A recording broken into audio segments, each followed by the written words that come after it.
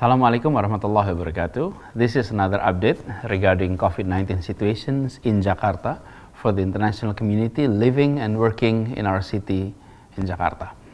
Allow me to track back to the early time of the pandemic here in Jakarta when we had the virus struck Jakarta early March. So many things about the virus were unknown. Actually, even until today, we keep learning about new informations and new evidence regarding the SARS-CoV-2, the viruses that causes COVID-19. We remember that at that time, the number of testing was still limited, the number of isolation beds and ICUs in the hospitals that were specifically allocated for COVID-19 were also inadequate. If our health capacity were outnumbered by the number of patients that needs treatment, then we may have experienced a collapse of our health system.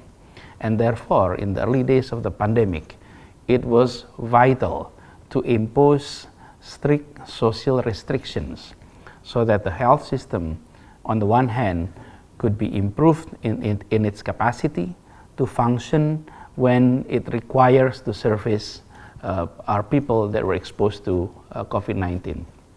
So during the early period of the strict social restrictions, we didn't stay still. We asked people to stay at home, but on our side, we in government increase the capacity to do testing and the capacity of our hospital to treat COVID-19 viruses. And that's what we did in Jakarta. And of course, all of that were done in collaborations with the central government through the COVID-19 task force and the Ministry of Health and all private institutions here in Jakarta. So that when we were transitioning to a more relaxed social and economic restrictions, Alhamdulillah, we're grateful that our hospital capacity were far more equipped than it was in the early days of the pandemic. And the same thing with the testing capacity, which was required as primary navigation tools in undergoing this transition period. And Alhamdulillah, it has also been increased several fold. So today we have 67 referral hospitals equipped with 4,556 isolation beds, and we have 659 ICUs allocated specifically for COVID-19 patients. And this is way much higher than it was in mid-March. Our PCR test has also been increasing every week. Alhamdulillah, until now, Jakarta has conducted PCR tests for 499,410 specimens, which is almost 500,000 in total, and this is the highest across region in Indonesia. But of course, what is recommended by the WHO is the number of people tested, not the number of specimens, because one person can be tested more than once, and the WHO has set a standard of 1,000 new people tested every week out of 1 million populations. And since we implemented the transitional social restriction period in early June last month, we have exceeded the WHO standard of the test number. And even during past week, we have conducted tests for more than 39,260 people. Even during the past week, we have conducted tests for 39,268 new people, which is around 3,688 people per million populations per week. Jakarta successfully passed the standard number of tests because the Jakarta Health Agency, we have collaborated with many laboratories across the city, including the central government labs, the state-owned enterprises lab, and also private sector labs. And all of that were under the Jakarta lab, which is called Jakarta Labkesda Network. and we have allocated our budget to conduct all of this testing. These collaborations of 47 labs in Jakarta has resulted in a maximum testing capacity of 9,769 specimens per day. This is almost 10,000 specimens per day. We will continue to increase the number of our testing capacity. But why is the number of PCR tests is important? And this is for person, not for specimens. Well, because if this threshold number has been surpassed, then the value of the positivity rate is deemed to be valid and therefore can be interpreted. If the threshold has not been reached, then the positivity rate is doubtful. And Alhamdulillah, here in Jakarta, we have not only passed the threshold number of PCR testing, but we have surpassed it by 4-fold. So next, I'd like to share with you our latest update. Today, Friday, July the 24th, 2020, until noon, the number of total positive cases in Jakarta is amounted to 18,365 cases. It's an increase of 297 from the previous day. Of all positive cases, 11,552 or 60% of them have been recovered, and the number of active cases now is 6,058. Active case means the number of people who are still being treated or who are still in the isolations. While sadly, the number of case fatality rate in Jakarta, which is there, now stands at 768 cases.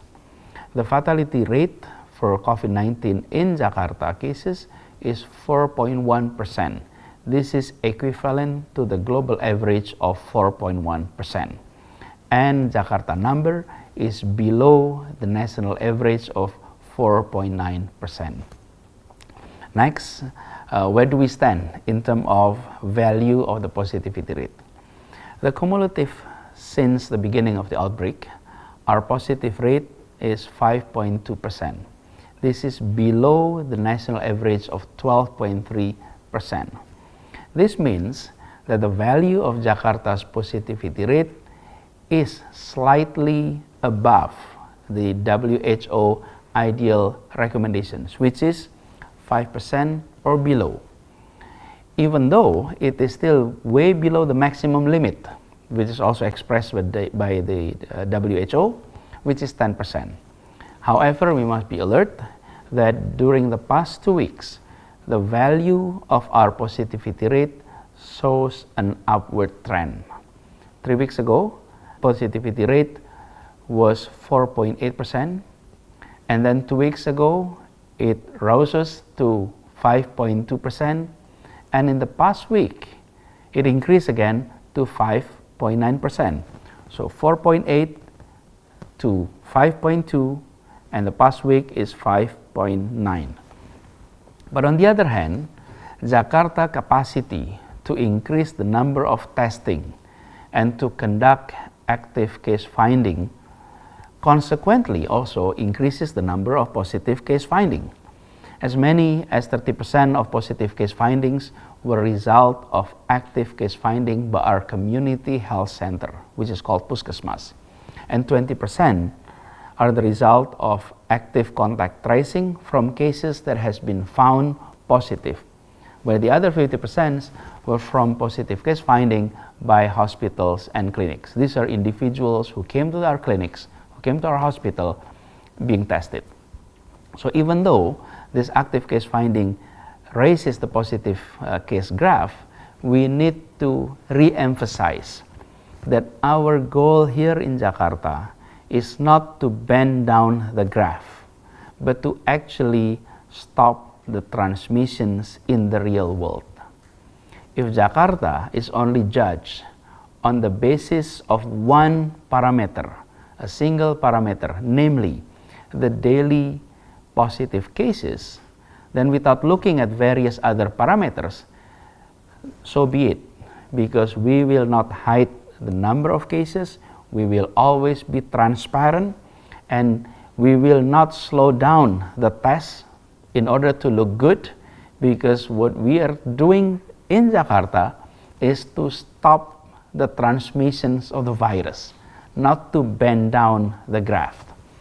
Because we know for sure that finding as many positive cases in the community is the most important step to stop the virus transmissions. So many of those found positives were asymptomatic. They continue to carry out their daily activities in their home, in their office, in their community, and potentially continue to spread the virus if they were not found, if they were not tested, if they were not isolated. Therefore, with active case finding, they were tested, stated positive, and then they were asked to limit their activity, isolate themselves, and if this is an individual with health risk, we will then isolate them in our hospital. Now, at the present time, Jakarta Health Facility also capable of managing the number of active cases. The current occupancy rate of the isolation bed in Jakarta is 44%, while the ICU occupancy rate is 32%. We are still able to manage the situations. Only less than half of our health capacity is occupied. However, in the last 2 weeks, there has been an upward trend in the occupancy rate of the isolation bed and ICU. And even last week, the occupancy of isolation bed was 42% before rising to 44% this week. And the ICU rose from 25% last week to 32% this week. This again serves as an alert, as a warning for all of us. The last indicators that I'd like to share with you is the pre-production number, or the RT. The Jakarta RT value was 0.96 when we started the transition period. It crept up to 1.15 on July 5th, but the last measurement of RT value was on July 19. It was 1.11. It's a little bit down from the previous 2 weeks. These are some of the data updates related to the spread of COVID-19 outbreak here in Jakarta. So what's the insight? First and foremost, there has been a trend of increasing spread of cases in the past 2 weeks. The increase in the spread is in line with the increased mobility and activities of our citizens. Office activities and activities in the community are prone to virus spread. In a place like those, we have to look after each other and remind each other.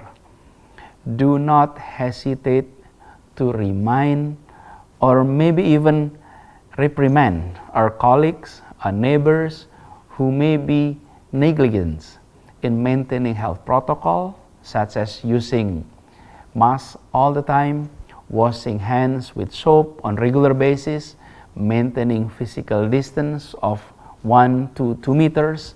We need to keep reminding each other. Yes, we may be tired of undergoing restrictions for almost 5 months. However, the virus does not know fatigue. The virus will continue to spread as long as we give them a chance. Thus, we must not be tired. We must continue upholding health protocols, and we will also keep enforcing health protocols throughout Jakarta area. And we will continue to do that to provide support to those most affected by this pandemic. What we face is not a short battle. This is a long war. 100 years ago, when the Spanish flu pandemic took place, it took more than 2 years to deal with it. At this time, we have only faced for 5 months. Let's not get tired. We must not give up. Let's stay strong. Let's stay disciplined. Finally, I'm calling everyone to give support to all health workers in the city and across the country. They are the ones putting their life at risk. They're fighting every day on the harshest battlefield, and they are the one who are most at risk of exposure.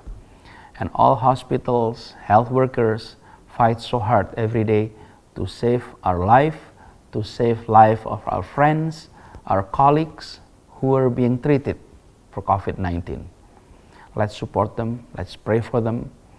We do owe a huge debt to our doctors, nurses, and other health workers. May His blessing be upon them always. This is all I'd like to convey to all of you, and I hope the information will be useful and provide us with guidance in understanding what the situations here in Jakarta. May Allah Subhanahu wa Ta'ala bless the city of Jakarta and protect us all. Thank you. Assalamualaikum warahmatullahi wabarakatuh.